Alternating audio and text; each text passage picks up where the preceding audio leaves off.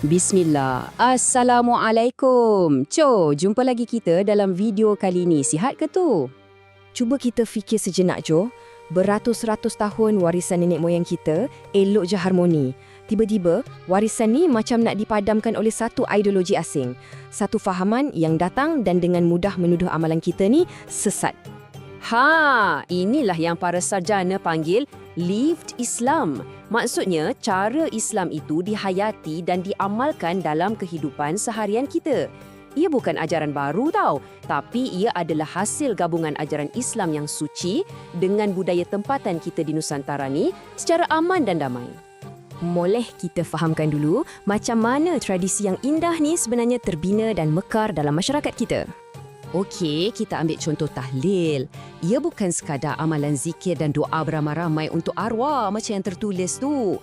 Lebih dari itu, tahlil ni lah yang sebenarnya mengeratkan hubungan kita sesama jiran, menguatkan ikatan masyarakat sambil kita sama-sama memohon ampun untuk yang dah pergi. Inilah budaya kita. Lepas tu, kita ada maulid. Apa yang menariknya tentang maulid ni, Yop? Ialah macam mana ia menjadi satu platform untuk kita tunjukkan rasa cinta kita pada Nabi SAW. Satu perayaan yang menyatukan kita semua dalam kegembiraan dan kenangan yang sama. Dan ziarah kubur pula, ia bukan sekadar lawatan tau. Ia adalah satu amalan untuk kita sentiasa berhubung dengan salah silah kita, dengan nenek moyang kita.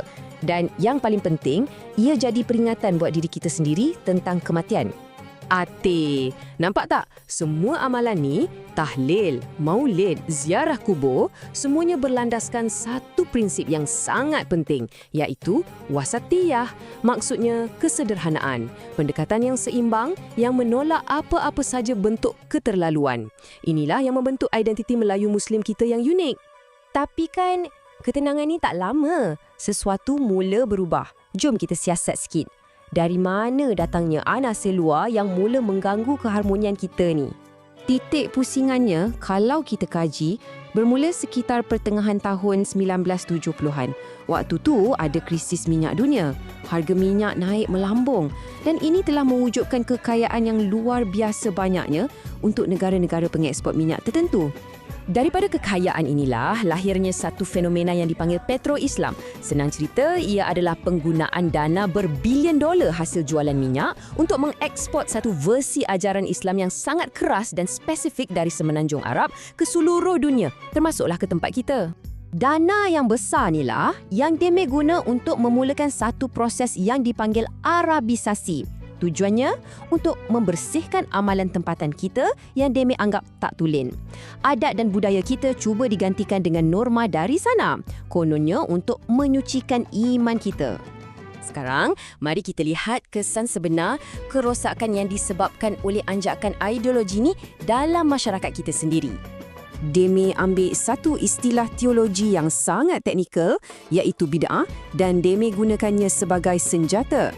Konsep ni disalahguna oleh golongan Puritan ni untuk menghukum dan menolak amalan tradisi masyarakat kita yang dah berakar umbi sejak zaman berzaman. Ini dia gambaran yang paling jelas. Komi tengok, amalan yang menyatukan kita, maulid Nabi, tahlil, yasinan, tiba-tiba semua ni dilabel sebagai bid'ah, sesat, malah ada yang kata sampai syirik. Benda inilah yang mewujudkan kekeliruan dan perpecahan yang sangat dalam. Bila pertembungan fahaman ini berlaku, sudah tentulah ia akan timbulkan rasa marah dan kecewa. Kadang-kadang ia diluahkan dengan kata-kata yang kasar macam ni. Akhirnya, apa yang jadi? Kita bermusuh sesama saudara Islam. Dan ketegangan ni, bukan setakat sembang kedai kopi. Ia ada kesan di dunia nyata.